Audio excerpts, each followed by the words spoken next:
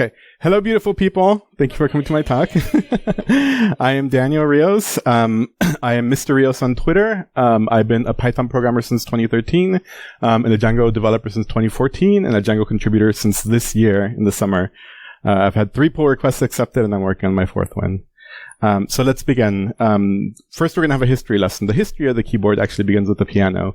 You'll notice a few parallels here is that they, both have keys, they're both on the board, and they're both using input devices. One outputs sound and one inputs text. Actually, if you have an electronic piano, it's actually known as a keyboard. So, oops. Okay, so the motivation for these early typewriters was actually the telegraph operator. For those of you too young to remember a telegraph, it was the original instant message. So you'd give a message to an operator, and they would go tap, tap, tap, and send your message in Morse code with a keyboard with only one key, which is this one. It traveled through the wires to another operator who would listen to the message and write it down and hand it over to the person on the other end. So, given that a telegraph operator could send Morse code at 70 words per minute, but could only understand them at 30, they needed a new system to write faster. In 1846, Royal Earl House, which is his real name, introduced the printing telegraph machine. So an operator pressed a key, they were all labeled with letters, it would automatically output the Morse code, send it over the wire to another machine on the other end, and print the letter on this ticker tape for you. So these were the prototypes for the early typewriters. This is the first typewriter to use a semicircular block, which you'll see, it works, which you'll see here, that would then print the letter to the middle of the paper. This one was patented by Samuel Ward Francis of Newport, Rhode Island in 1857. Because it printed a C in the middle when you hit the middle key, instead of playing a C note, it was known as the literary piano instead of a regular piano. So this is a keyboard piano from the Smithsonian. In 1866, you have Christopher Latham Sholes with his own typing machine.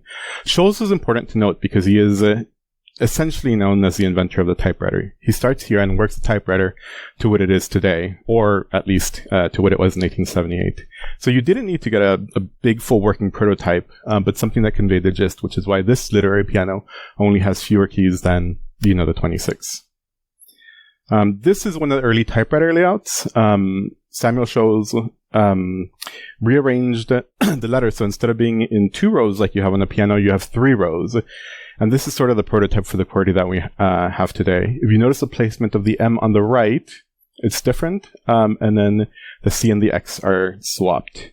The grid is not actually a perfect grid, and this is because of the mechanics of the way that a typewriter works. You have to have the levers, the key presses, and they have to go in and then do mechanical stuff here. So you have them arranged in a row. And the only way to do this was to stagger the letters that they have, like you have right now. This is actually the reason why all modern keyboards have this weird stagger, if you've ever taken a close look at one. This is the result of that patent. The Remington, the firearms producer, decided to branch out and produce other things made out of metal. And this is the first Sholes and Glidden typewriter. The exact same layout as on the patent. So there's a common myth that he rearranged the letters so that the typist would type slower. But in fact, he actually optimized it so that the typist would type faster. At this time, people were really only typing with 2 letters, with 2 fingers, something that a lot of people still do today. And this is the revised QWERTY layout, or rather the final QWERTY layout from the Remington No. 2 typewriter, which came out in 1878. And this is the layout that's been frozen in time for 141 years. So shortly after the Remington 2 came out, William Wyckoff with Ithaca, New York, began to teach a 6-finger typing method. He didn't teach it to telegraph operators, but to shorthand writers, because essentially they would write their text in shorthand. And shorthand is essentially writing a bunch of squiggly lines to transcribe what is said in real time, and then they would essentially type it out. In 1882, a couple years after, Elizabeth Longley presented her 8-finger system at the first annual International Congress of Shorthand Writers in Cincinnati, Ohio. This is when touch typing really took off. And at this time, no one that owned a typewriter, because these machines are very expensive, did the hunt and peck method. If you owned one of these, then you really, really knew how to touch type. So my first tip to you today is, can you touch type? Touch typing is one of the things that everyone in this room should learn, especially if you're a programmer or really, for the general population, anyone that has to touch a computer. I had a difficult time with this in high school, over many, many years ago. I didn't know if the teacher wanted speed or efficiency, and it turned out she wanted both. So I barely passed the class, but eventually I got really good at typing. I discovered that when you touch type, you essentially don't think about individual letters and where they are on the keyboard, but you rely on your muscle memory to type out patterns and movements, and you essentially type words. In the same way that you read phrases, you type phrases by just going so you see them come instantly on the screen as you type. So words pass through your fingers at the speed of thought. Or actually just 80 words per minute. Back to the history lesson. As early as 1920, so when you had the typewriter coming out, you had a lot of shoulder issues, RSI, carpal tunnel. These are still issues that are with us today because you have essentially a small board and everyone's scrunching up to type at it. The typewriter also required that you hit the key presses hard enough that it would make the hammer strike the paper and imprint the letter. In 1926, it was suggested by researcher E.A. Klockenberg in his book Rationalisierung der Schreibmaschine und ihre Bedienung, or Rationalization of the Type. I live in Berlin, so it's, not that hard. In English, it's harder. Rationalization of the typewriter and its operation. He suggested that typists could relieve shoulder pain by splitting the keyboard to be shoulder width. This book came out in 1926. So almost 100 years ago. My second tip to you is to split the keyboard. 100 years ago, you couldn't do this because you essentially had a locked-in standard. If you wanted to split the keyboard, you'd have to develop a niche product, you'd have to convince people, and after the magnificent invention of the typewriter, it wasn't something that people really wanted. But now, in the age of plastic, silicon, and wires, you can even buy a few off the shelf if you don't feel like building a keyboard yourself. So we go from the cheapest to the most expensive. The one on the upper left is a Microsoft Sculpt keyboard at about 75 euros. The one on the upper right is a Kinesis Freestyle, which you can actually split properly, 120 euros. On the bottom left is the Ergodox EZ, which sets the standard for split keyboards today. And at 450 euros, you have the Maltron on the right, which, if you've ever seen one of these in person, it essentially takes up a whole desk. So, we come to the next big event in keyboard history, and that is in 1936 with the invention of Dvorak. If you look really closely at this electric typewriter, you'll notice that it doesn't have QWERTY, but some other crazy layout. In 1936, August Dvorak scientifically studied the existing QWERTY layout and proposed an alternate layout. The thing, though, was that it didn't really catch on because, the locked-in mechanism of QWERTY, people had to relearn to type. So my third tip to you is to use an alternate layout. Dvorak being one suggestion. Why? Well, let's take a closer look at Dvorak. So Dvorak took the most common letters in the English language, including the vowels, which he put all the way on the left side, on the left hand. I think the most common ones are spelled something like Shrdulu Etoin. So he took most of the most commonly typed letters and put them in the home row, at least the most common letters in the English language. So this lessened finger travel time because you didn't have to keep moving your fingers up and down. So the stats on this section are from this excellent Carpalx website, where someone wrote an algorithm to study keyboard layouts, which is the best one as compared to QWERTY. And the author also had a layout that essentially reduced your typing efficiency threefold. So it was 3 times as inefficient as QWERTY. But for our case, in the home row for QWERTY, and if you look up top, that's actually the Dvorak keyboard, so you get a closer look at it, because everyone knows the QWERTY keyboard. In the QWERTY keyboard, you have 34% of your most typed words are on the home row. Half of them are actually on the top row, so half the time you're just reaching up to the top row to type your letters. On Dvorak, you have 71%, which is almost twice of the most typed letters on the home row. And the next row here is hand alteration. So hand alteration is important because when you type, if you're typing 2 letters that are on the same side of the keyboard, you actually roll your hands over. But if you are typing 2 letters on alternate sides, you're actually much faster because as one finger is pressing the key press, the other one's getting ready to press the key press. So you just go. So Dvorak has hand alteration at 62%, which is pretty high. Overall, there's other factors, but the effort reduction from the QWERTY to Dvorak is about 30%. So I tried Dvorak a decade ago, and I could not get into it. A lot of my favorite shortcuts, Control Q for quit, Control W, and the X, C, V, Y, and Z were just, in places that I couldn't figure out where they were. I couldn't retrain my muscle memory so easily because I am, after all, a computer user. So I looked for another layout and I discovered Colmac.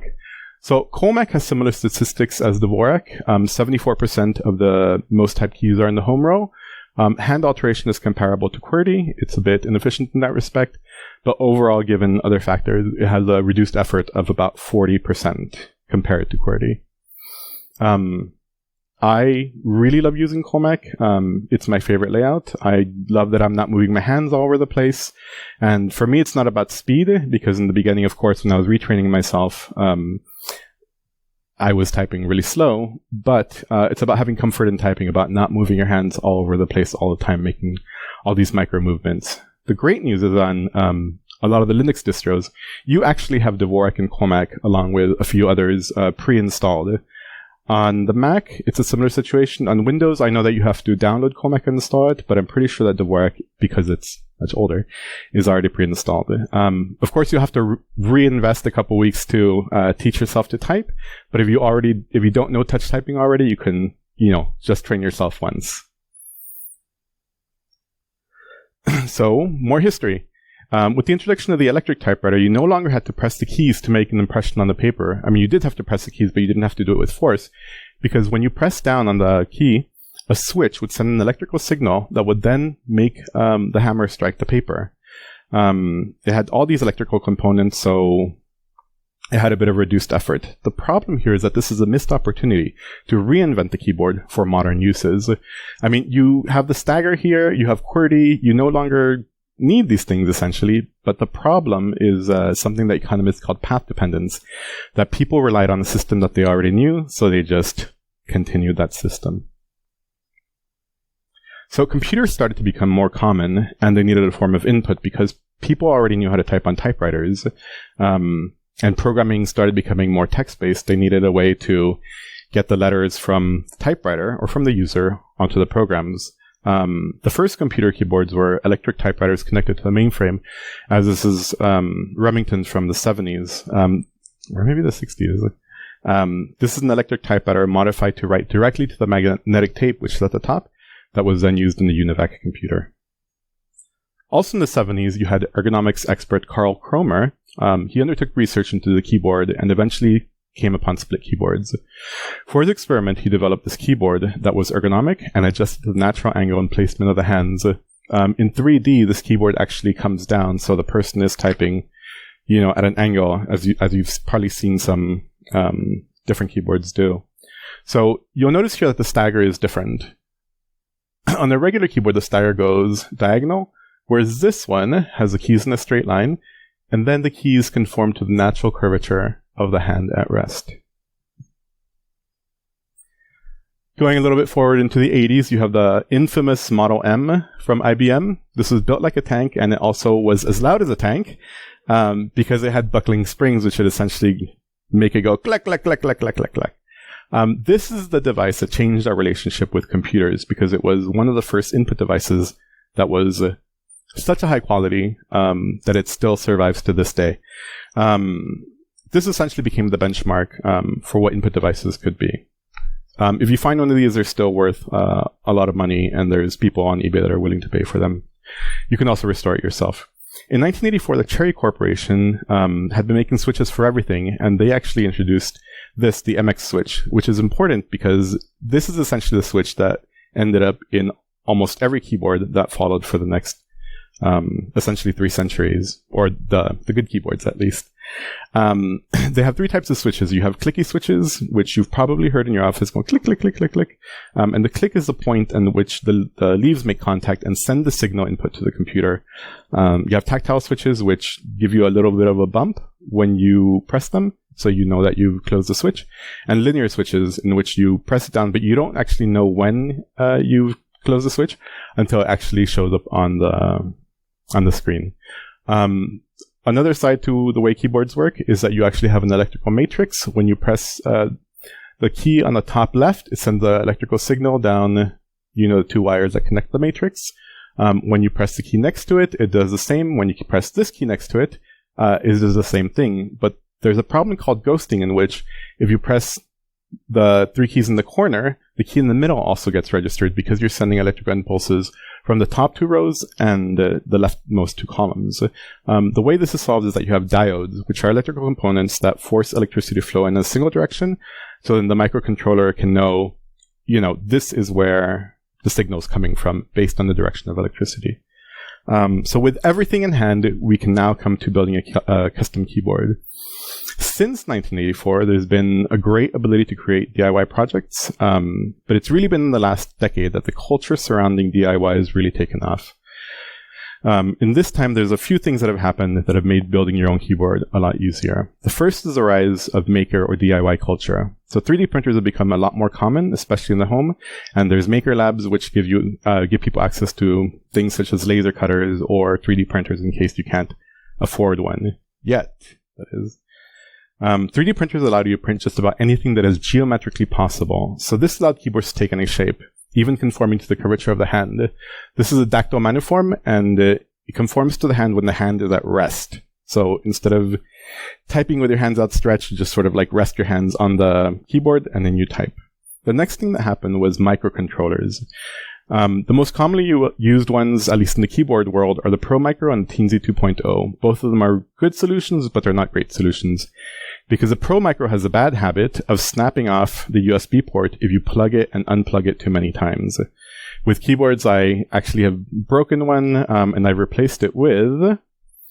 So last year, the keyboard community simultaneously introduced two drop-in replacements for the Pro Micro.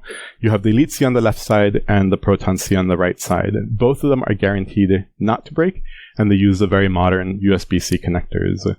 They're a bit pricey. They're 20 euros instead of 5 euros for a cheap Pro Micro clone, but they're very, very well worth it. So some examples of keyboards that use these microcontrollers. You have the ErgoDox, which is one of the first popular split keyboards. This is actually an open source project, so you can make all the parts yourself without violating copyrights, or you can buy a kit that you can put it together yourself, or you can just buy one for 250 euros, as seen on the split keyboard slide.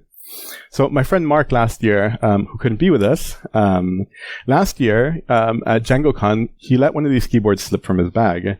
And I thought I'd seen every keyboard imaginable, but this was totally crazy. This eliminated the side-to-side movements of a staggered keyboard and had the keys in a perfect grid. You can actually buy this keyboard. It's called a Prionic. Without the number row, it's called the Plank. And you can get a Plank Easy fully assembled, ready to use for $180. And the best thing about it is that it's fully programmable, so you can put any keys anywhere. A year ago, I built a split version of this keyboard. It was my first keyboard, and I have it here with me today, if you want to see it afterwards. But my favorite layout so far has been the Iris. This takes from the Cromer keyboard from the 70s, the research in the 70s, and also has like the ErgoDox and ErgoLinear layout in which the rows, the stagger conforms to the shape of the hand. I've actually tried ErgoDoxes at meetups, and I feel like they have way too many keys and you're always reaching, for keys that you rarely use. This is the keyboard I have at home, and I also have it on me as well. So this is my work keyboard. It's the same keyboard as this. It's the Iris. You might come up after me. You might come up to me after my talk. Well, probably not anymore. But you'll say, but Daniel, I need all 105 keys on my keyboard. If you have a laptop, you're already using only about 80 keys. If you have a phone, you're using only about 30 keys. But how do you manage to not use all 105 keys? The trick here is layers. When you hold down a key, much in the way that you would hold down the control key, you can program it so that one key, you hold down the key and then you have a number pad on the right side. Or you can do other tricks like your enter key becomes your control key when you hold it down. Or, even shift if you're into that. The point here is that you make use of enough layers, which, from phone usage, that you can squeeze all 105 keys into a keyboard with 56 keys, or even one with 42 keys. The third event is code sharing. So anyone who's been programming longer than GitHub has been around knows how difficult it used to be to share code. This does not include me because when I learned to program, GitHub was there. I signed up right away. But you only have to go back 11 years to 2008 when GitHub was founded to have this. So using the power of Git and the internet, a lot of code found a single home and it became easier to share. So the ease at which open source projects are created and collaborated has allowed a project like QMK to come into being. This allows you to configure your own keyboard and flash it onto the microprocessor. If you want the spacebar if you want to double tap the spacebar and have it act as delete, you can do that. You can have the numbers on a layer and have them under the home row, so you move your hands less. Or you can make your number pad into a macro keypad that, outputs strings like class or def or other things you use most. This is part of the configuration file. This is what a keyboard layout looks like. Sadly for us, trailing commas are not allowed. But essentially it's just, the top is the comment and the bottom is actually the keycaps, the key commands. QMK has a amazing documentation, so this is actually pretty great to use. So now we come to the present. When I was building my PyBoard-based keyboard, I thought I'd program the keyboard myself, but being a Django developer, it was a bit out of my reach. But as with most projects on the internet, I found a GitHub repository. User M. Cameron had actually written it for me. So I got to building it. I had to I was reflashing the PyBoard, but there's no debugger for input devices. So I ended up having to read the code, understand the code, fork the code, adapt the code because my diodes were in the wrong direction. So sending electricity wrong way around. Eventually, I got it to work. And there's no time for a live demo right now. But it actually does type. Okay, there's a few libraries that, in the keyboard world that use Python. The first one is actually a GitHub library that has these mini PCBs that you can break off and create your own custom layout. The first library down here, PyKeyb, allows you to create your own OpenCAD file for a keyboard layout. So, whatever you can imagine, you can program with Python. The one on the bottom, KMK firmware, is going to be the firmware for my next keyboard, and it uses pure Python. It's similar to QMK in its power, and only supports the Feather M4. So I'm going to get one of those. How to get started on your own build? There are certain resources that I recommend. The top one is the subreddit OLKB, which stands for Ortholinear Keyboards, and they are basically the support forum for QMK. Mechanical keyboards and ergo-mech keyboards on Reddit are also good to have ideas. And the number one question that I got at DjangoCon this year when I started using my keyboard, everyone came over to me and they said, "Where can I buy all these parts?" These are 4 vendors that I've actually used in Europe that I know are reliable. If you do end up building your own, you can send me a message on Twitter. I'm at Mr. Rios. Just tap it through your telegraph and have the little blue bird whisk it over to me. Thank you. Thank you, Daniel. So, do we have any questions? Could you just go one slide back so I can take a picture? Good question.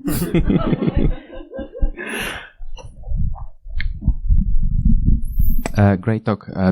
Do you remember how long it took you to be efficient with the color layout?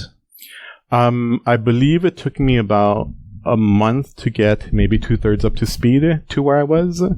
I wasn't typing. I didn't have a typing job where I typed a lot. But it was a significant issue. Because I had done 2 weeks of Dvorak beforehand, it was much easier to transition to Comac and not, have to go back to QWERTY, because then it was like something else that was new. And I had my Control Q, Control W back. So for me, that increased efficiency. I don't recommend taking this path of doing Dvorak and then Comac. Hey, thanks a lot. Loved it. You might have seen that coming. Do you have any tips to Vim on Comac? Unfortunately not. I actually am a Vim user on Comac, and you have the HJKL keys all on the left side of the middle column. So you're essentially using your index finger for Comac. For Vim on Comac. And I actually have, special keycaps for it. But aside from that, I really wouldn't mess with the Vim internals. Maybe I'm not advanced enough, or maybe I don't mind, just using one finger to navigate in Vim. Oh, and I actually have a layer that if I press the layer, these actually become arrow keys as well. There is an intermediate step between having different layout and building your own keyboard, which is like building your own layout programmatically. Yeah. Have you ever messed with, for example, in Linux, like a X keyboard config and scan files? I have not in the sense that I've done my own layout. Actually, that's not fully true. I did a Comac, a version of Comac for German keyboards. You can find it under my GitHub, github.com/Mr. Rios, like my Twitter handle.